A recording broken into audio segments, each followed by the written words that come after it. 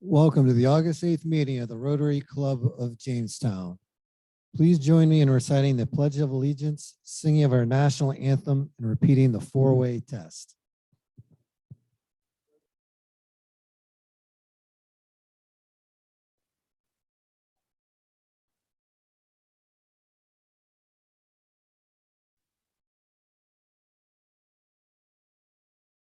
Oh, say.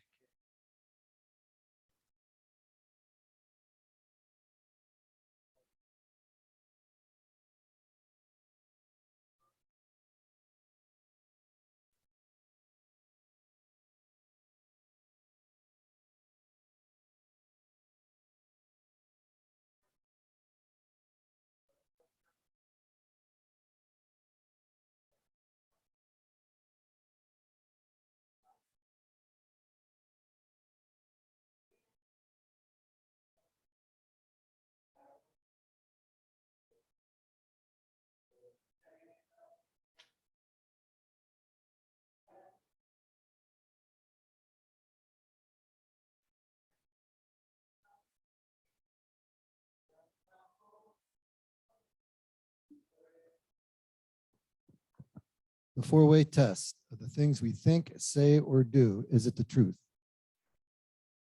Is it fair to all concerned? Will it build goodwill and better friendship? Will it be beneficial to all concerned? Our invocation today is by Sue Jones.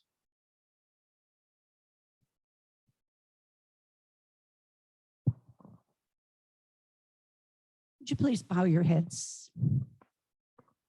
Gracious God, as we gather today, together as Rotarians and friends, we acknowledge that wherever we go, we are always in your presence.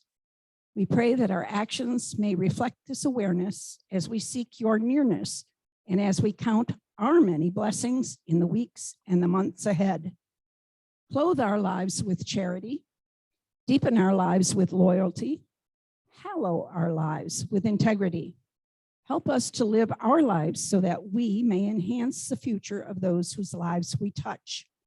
May your radiant spirit guide us and our loved ones all of our days. Amen.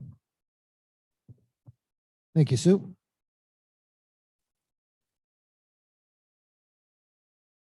Please welcome President-elect Ruth Lundeen to announce our visiting Rotarians and guests. Thank you so much, John. Well, we have a visiting Rotarian today, which hopefully won't be visiting for much longer. John Felton. John, thanks for being here again today.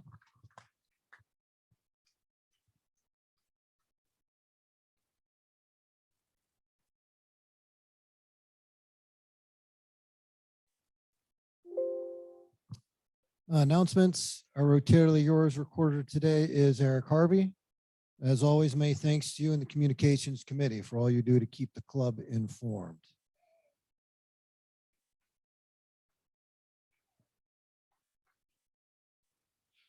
Resource Center, Camp Onyasa, bonfire this Sunday, 6:30, August 14th. So let's get some Rotarians out there. And then the Rotary Golf Classic coming up August 29th, Monday, shotgun start at 11:30. Looking for sponsorships. If you want to participate, get a hold of Mike Bird, as well as, we invite everybody to come out for the dinner.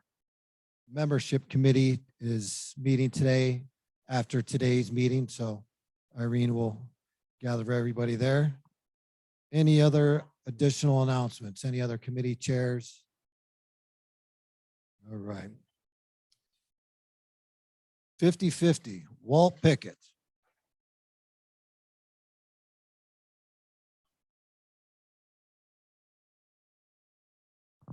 Get your tickets ready. $42.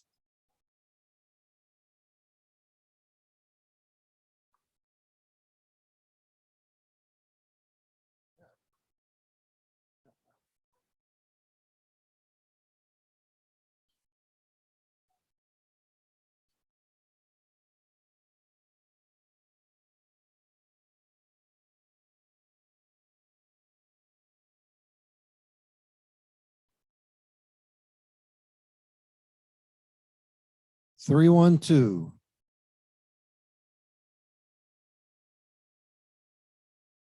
Marion.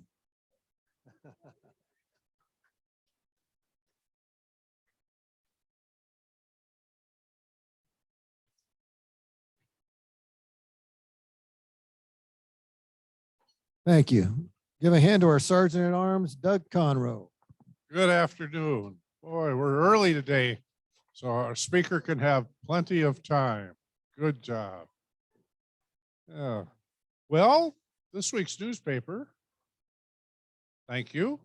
Good to see things happening again. Kristen, you were in the paper for awarding scholarship from the foundation through the Outstanding Student Award in the Medical Lab program. That's a good program that the hospital has.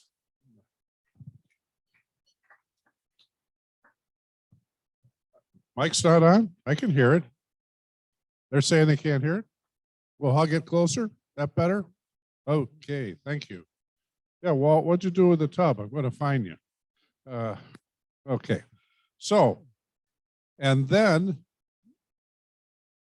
if you have had an opportunity to look at today's Gazette, in the roundabout section, you'll see two of our members pictured, Sue and Greg. Okay, for Comedy Fest. Thank you, thank you. Hey, good, good, good. And looking for some resource members, but I'm coming up a little short, so maybe next week. Now, you've all had a chance to have something to eat, so let's everyone stand up and take a nice deep breath. You know this one. Yeah. Okay. So if you participated in Lucy Fest last weekend of any form, shape, sit down. If you went to the Gary Rodeo last week, sit down. And if you're still standing, come on up front and put it in the bucket. Okay. Yep. So good things going on. We really need to participate, and let's keep on going. There's a Lucy Fest again this weekend, comedy at the Reg. So you'll have another opportunity this weekend. Now, who are our avid readers? Our avid readers. Ruth and David, you probably read Rotary, and Steve, yeah, you probably read Rotarian magazine cover to cover. So you've looked at the August one. And tell me what a fidgetal club is.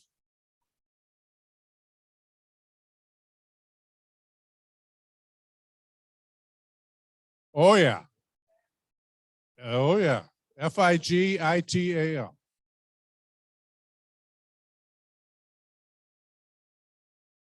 Well, that's what we are kind of. And that's a new type that's out there. That's a mix of physical and digital meetings. And they call it fidgetal. And you will find that in the article on the Rotary Club of Eco Milan. Now, if you've noticed the new types of Rotary clubs are out there, you know, we're traditional, but there are also some other specialty emphasized clubs, and eco clubs are growing internationally. Yeah. Over in Milan, the Rotary Club of Eco in Milan, Italy, promotes environmental sustainability. It's currently focusing on plastics. And plastics, as we know, we've heard from our speakers here in the past, is a big issue because they're non-degradable. So, and that club, because it's fidgetal, it has members in Poland and Switzerland. So, wow, just other things to keep in mind as to what's happening in the grand world of Rotary. So, Mr. President, you're probably ready for some happy bucks. Happy bucks. All right, looks like we have some.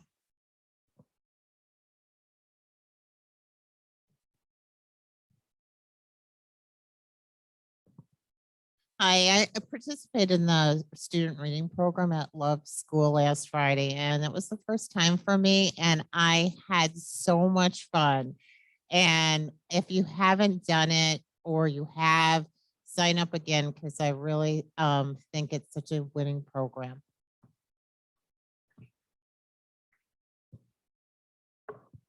Ditto. My happy bucks are my 50-50 winnings today for the honor of being named Volunteer of the Year on today's poster. Thanks. And I'm here for a sales job. Chautauqua Blind or CBA Vision Rehabilitation Services is holding their wine and art auction again on August 25th. We'll be at Noble Winery. It's from 5:30 to 8. It's only $30 a ticket. There'll be about 30, 35 pieces auctioned off. And we also have a raffle going this year. And I feel odd about it because I feel like I'm promoting alcoholism, but I'm not. Home Depot donated a great big cooler and we filled it with lots of heavy bottles of liquor and other things. It's probably worth $200, but for $10 you can get a chance at it. So if you'd like any of those tickets, either to the event on the 25th or to the Cooler of Spirits, let me know. I have tickets with me. Thank you. So my happy buck is for all those who have donated toiletries, sample-sized soaps and shampoos and deodorants, and we are going to be collecting them until Wednesday. So if anybody else wants to participate, just let Rudy or me know, and we'll get 80 bags together, right? Holy cow.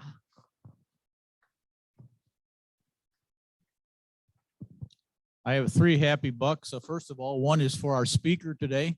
Alexis and her family have done so much for our community, and we're so thankful and happy to have her today here with us today.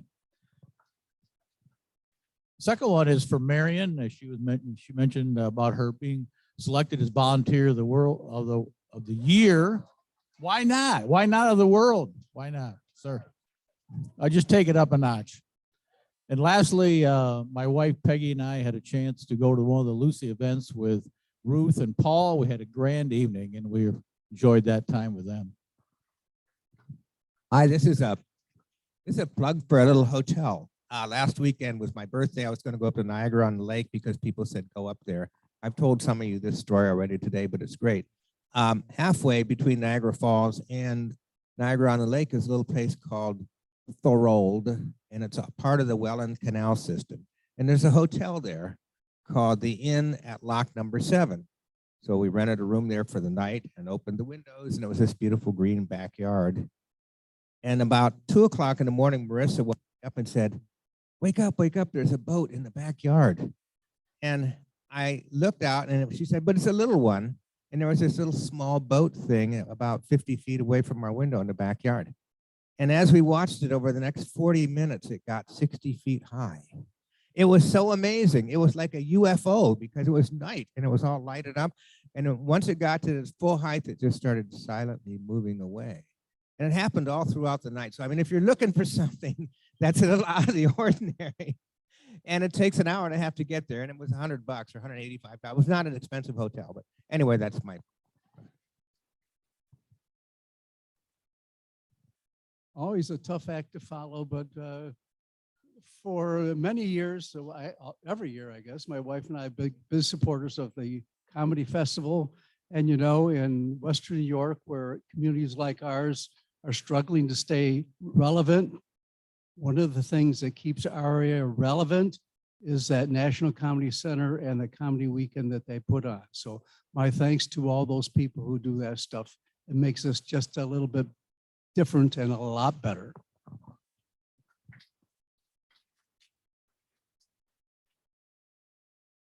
It is my pleasure to welcome Tori Organg from the program committee to introduce our speaker.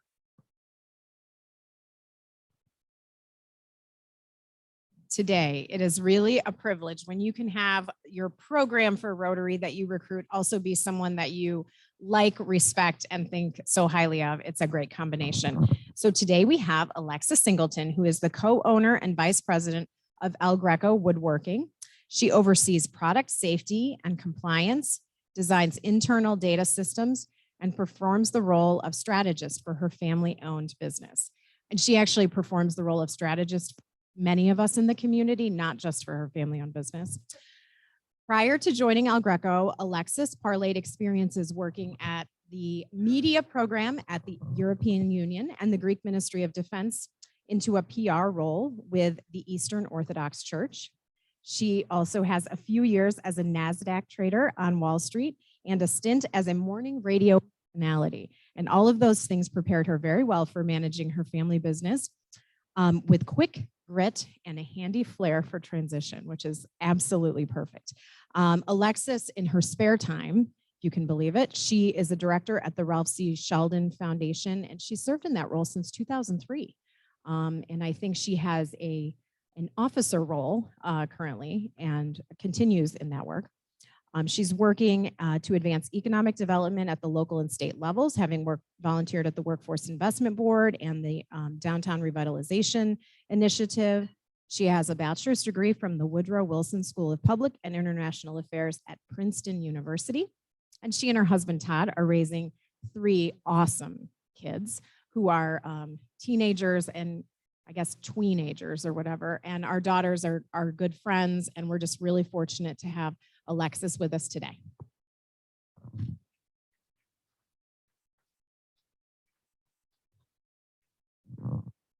Thanks, Tori, and thanks, everybody. I'm happy to be here today. This is my first experience with Rotary, and so it's quite interesting to read your brochure and learn about what you do and how well it aligns with my own values and life.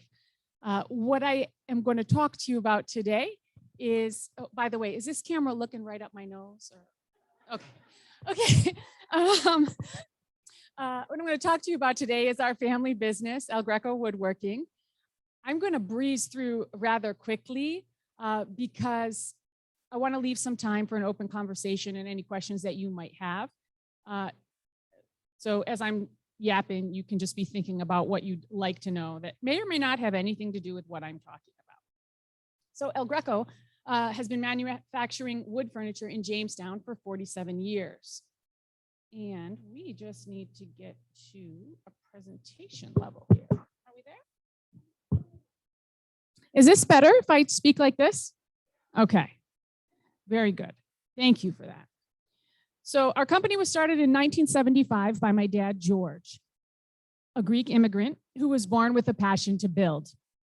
From a very young age, my dad built bird cages and guitars only to see them smashed by my grandfather, who needed his youngest son to focus on farming in the fields.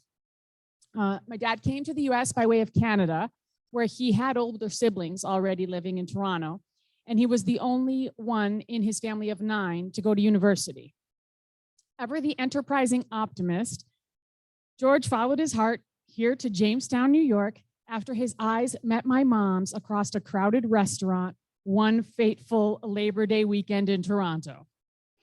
Although today we'd consider him a stalker, in those days he was a smart romantic who cleverly deduced that there could be only one Greek church in a small town like Jamestown, New York, and he was likely to find that girl there on a Sunday morning.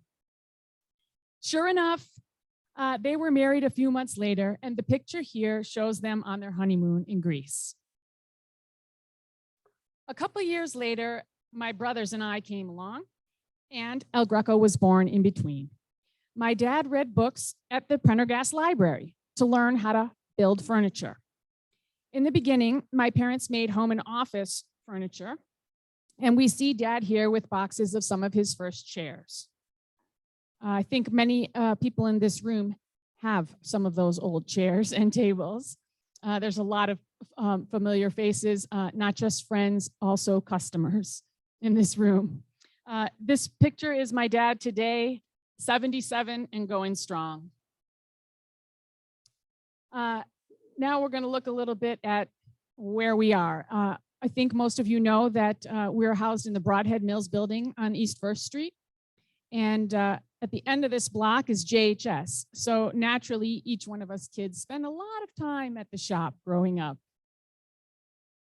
Our business is built on family.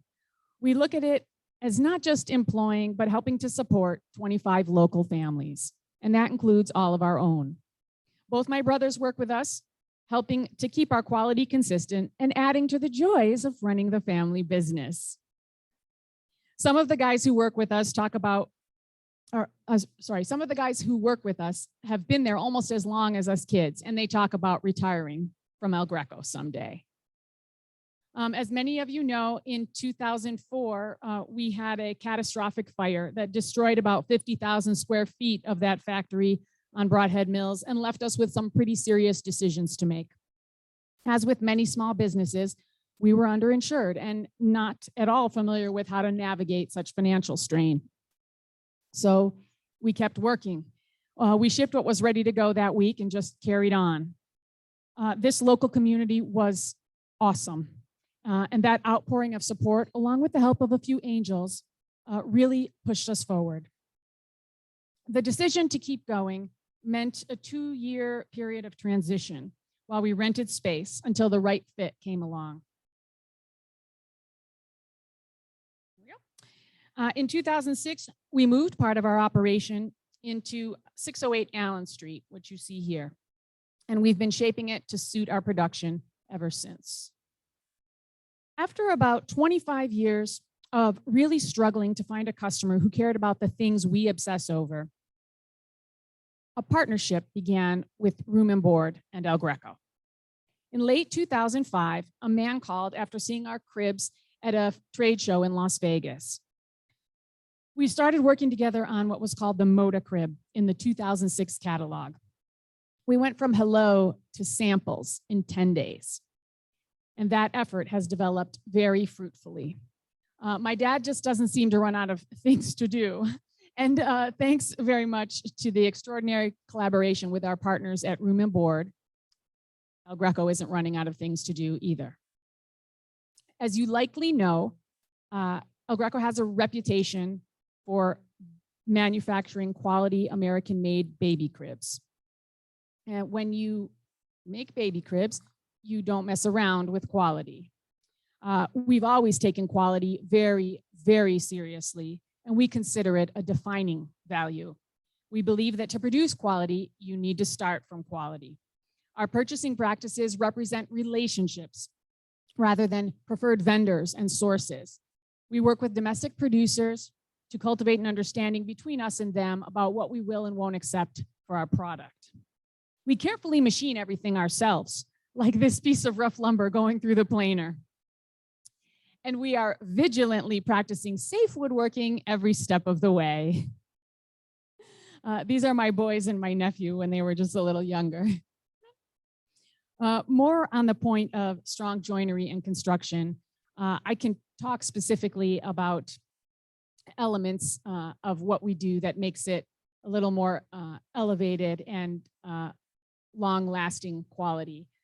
But I'll just kind of let you peruse these slides. So in the interest of time, we can get to maybe some things that might be more interesting. We're looking at the drawer construction there. Here you see a lot of mortise and tenon joinery, which is that really strong way of putting furniture together. It takes a lot of work, but we've been doing it that way and it works, so we keep doing it. We still do a lot of steps by hand, including sanding and assembly, as you see here, and real people are looking at everything.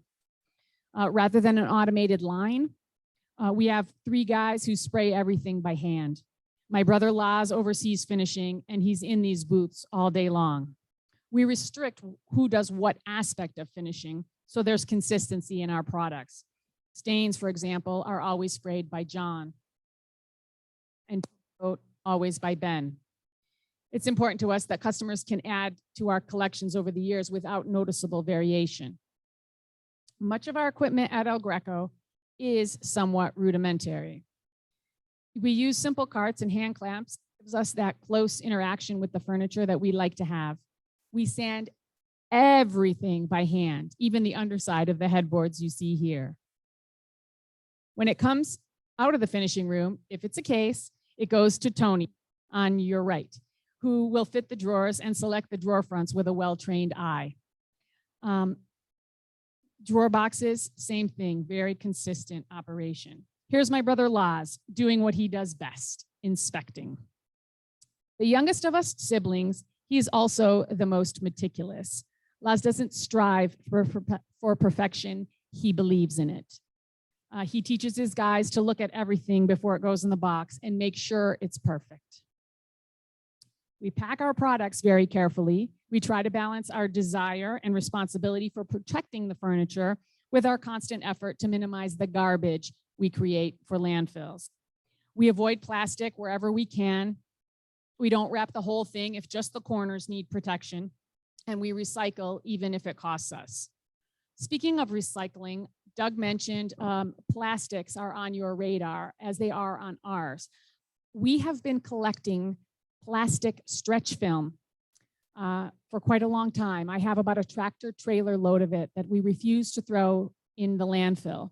I've been working on it for quite a long time, trying to find some place to take it, to recycle it. If anybody in this room can help me with that, I will appreciate your approaching me when I'm done.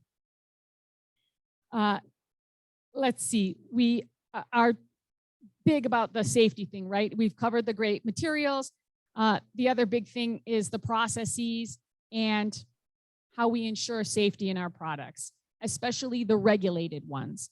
This crib mattress shows, this crib mattress platform shows the warning labels, tracking info, and empty bag that are required to be present on all cribs. We are well known for our cribs, so I can talk a little bit about what goes into them. Quickly, we conform to the United States requirements of the federal government, as well as the voluntary standards of the international authority on them, which is called the American Society for Testing and Materials, ASTM. The Consumer Product Safety Information Act is another thing that protects us as consumers and creates a bit of a headache for maybe some manufacturers. We were fortunate that we were kind of already doing these things before they became law, so it was not a great upset to our business because we valued that sort of process before letting something go into the wild. We are vigilant about the materials that we use for finishing as well, and that's what that Green Guard Gold certification is about there. The finishes that we use on our product are quite clean and green. We will skip that little bit here. These are sort of all the applicable standards and voluntary standards. And then I thought I'd show you just some depictions from the regulation of the testing apparatus that are used during crib testing. You see these things are testing, simulating an infant's head, in testing impact, both from above and of course on those slats on the side. And so we go through a third-party independent testing process. And once we come out of it, we hope to end up with a passing result. Unlike in school, this is an absolute pass. Either you get every single thing right or you fail. And we've always passed. Once we receive that pass, we issue a children's product certificate, which certifies our compliance and is available on the website for any consumer to review. While we're talking about consumers, they have lots of buying options. And here I just thought I'd show you a little bit about what our competitors' prices look like and where we fall. So that one on the far right that says room and board is where we are. Those are El Greco cribs. We make all the cribs that they sell. Now, $1,000 is a lot of money to pay for a baby crib, but as you can see, we don't really need to shy away from it. Ours is the only domestically produced product of any of the competition. And when a customer has questions, I don't know who they call in China, Latvia, and Vietnam, but when an El Greco customer has questions, they can call moi. As you see, our prices are basically in the median, and I know we put more quality and care in the box for the money.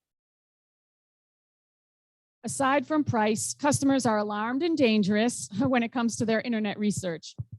that they're doing as part of their shopping process for all kinds of baby products. This is an education in itself, but we're ready to talk about most of these topics at the ring of a phone and earn our customers' trust.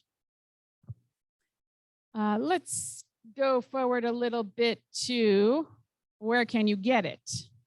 Everything we make is sold to room and board exclusively.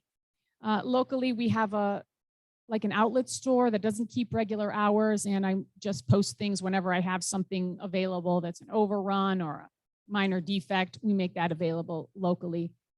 There is no real retail option. The only other place that our products go is to the U.S. State Department. We make all the baby cribs and bunk beds in embassies around the world. Fun little tidbit. Here, I thought you might just like to see some of the things we do. These are solid bunk beds that we introduced a couple years ago. And we are now also processing sheet goods. This is an example of a recent launch, a quite modern desk. And there's a media cabinet. Here's a different take on that same desk. This is a bookcase that we make quite a lot of. This has become a very big part of our business, and it comes in 6 different sizes. This is a very modern kids bedroom furniture line that we've been doing for 17 years and are now sunsetting. This is our newest crib called Astor. It's all solid American hardwoods with that lower profile all around. A lot of us use cribs with a side that went up and down, but since 2011, that has become illegal. So what you see here is just a fixed crib, and the trend is going towards all 4 sides being the same height, and the profile of the crib overall being lower, closer to the floor. I just want to make sure you know that we're putting all of our own kids in our cribs and bunk beds. These are my 3 cribs, my 3 kids, and my brothers, and these little ones are growing up on site every day, tearing up my office and trying hard to be useful on the factory floor.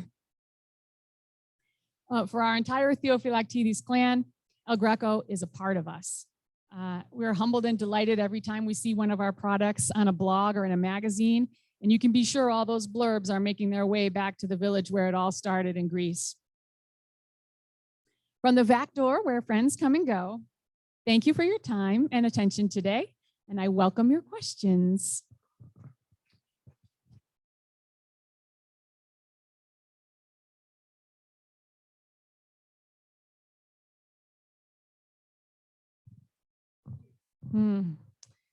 You'll have to call me. This is not a sales pitch, so yes, you'll have to call me. We'll gladly accommodate local friends. But it's really not, we're not equipped for the retail that we would like, the retail standard that we would like to provide. Yeah?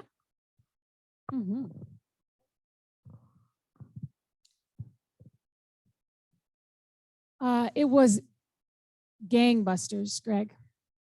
COVID had a tremendous effect on demand for our product.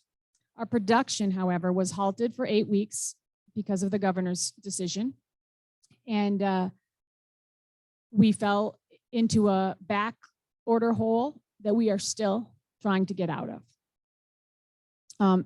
Sales in the first few weeks of the pandemic shutdown were kind of quiet and iffy, and then they just took off. Now, you might be interested to know that since January, things have certainly been leveling off. We do see the sales are slowing down. Production is at its best rate right now because everybody is at work, and supply is flowing. There were many months there where we couldn't get lots of different things. We were able to keep the wheels turning, and I was able to recognize that I was going to need to stock up on things, which I did. But One of the impacts of the Russia-Ukraine situation has been that we've had to discontinue an entire collection because it was made of a product that used a Baltic core. And it's hard to get chain of custody for a product that will assure rather that it is not of Russian origin. So we just had to axe the whole thing. Yeah, and the tariff made it difficult even to sort of phase out of it. Yes.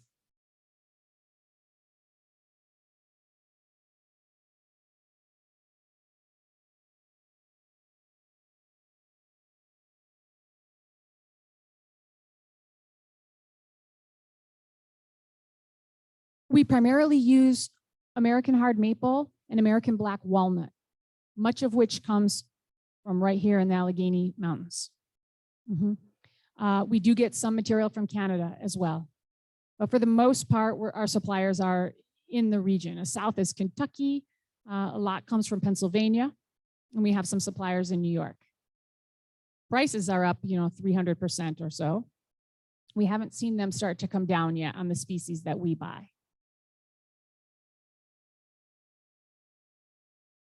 Yes, Tori?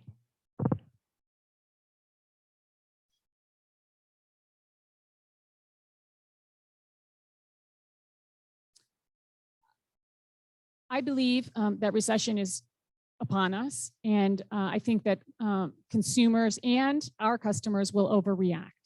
So it's those overreactions that makes things most difficult for us, right? When you're trying to manage cash flow and inventory, what we saw in the last 2 years was an overreaction to a situation. We're not nimble and dynamic enough, being so small, to respond quickly enough. And therefore, we're still in gear up mode, and I know it's already time to kind of settle down. So my worry is, how am I going to steady production and keep everybody busy all the time and not have to lose anybody in the process? Yes, Sue?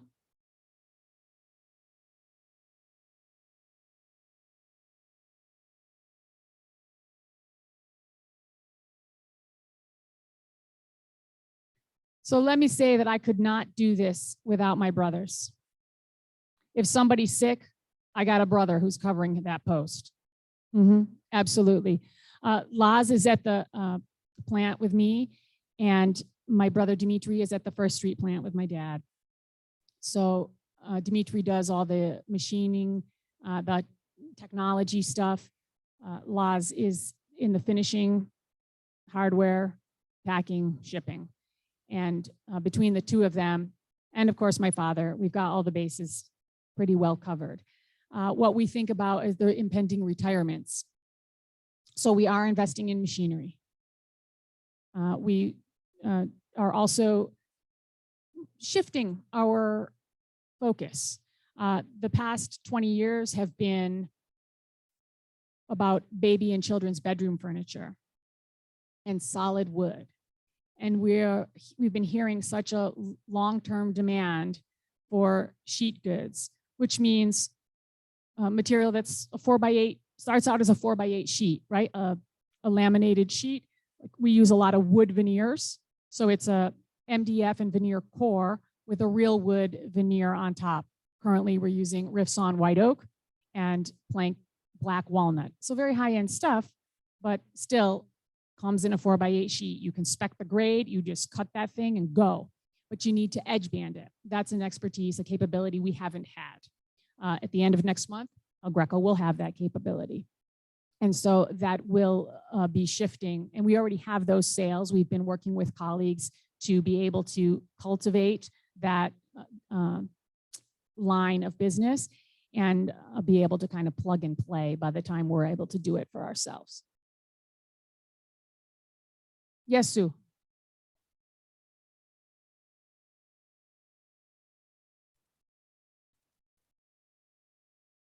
We don't. We did for a little while on Allen Street. And then when I started having kids, it just was not a good allocation of my time. And it remains the case that retail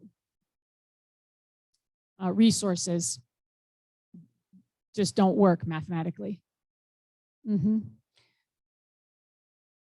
there are a lot of people doing some great retail locally now too. I mean, when people need stuff, when I need stuff for a baby shower or something, I just go to Dots, you know, or Art Cloth, or It's Here, and there are good local options. So I appreciate those people and what they're doing.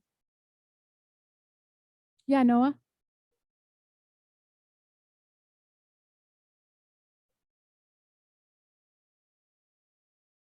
Thank you. Send us quality people to be part of our team. I stopped trying.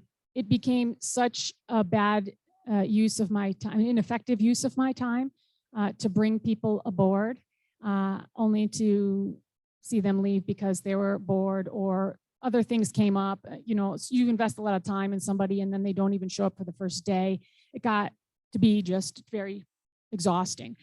That said, we've added 2 amazing people to our team who have been phenomenal individuals, great producers, and they've made our environment better.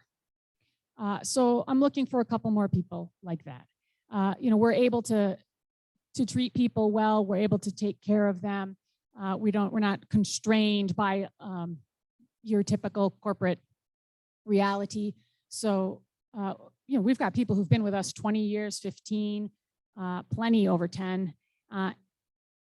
And when someone comes and stays about a year, we know they're going to be with us for a long time. So it's just a matter of finding those individuals. Yeah, and manufacturing can pay more than you think. Yeah, it's a nice gig because we are only 7 to 3:30, Monday through Friday. We work some Saturday mornings. And, you know, the W-2 at the end of the year looks pretty good and there's no stress outside of those hours. You just don't have to think about it because, you know, the Theo clan is carrying the burden of responsibility.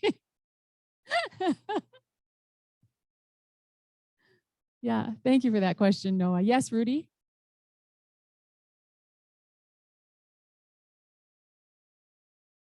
We've done it a little bit in the past. I don't have anything, we're not doing anything at the moment where I can really see an opportunity for that.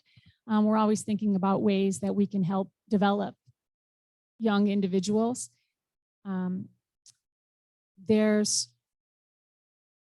The nature of our work is such that we can't really just plug somebody in and say, you know, here's a task that you can do and we can walk away and let you do it. Or, you know, here's a creative thing and run with and then come back and we'll critique it and improve it.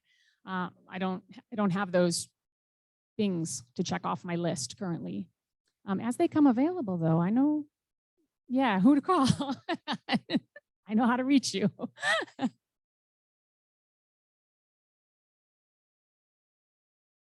Well, I thank you all very much.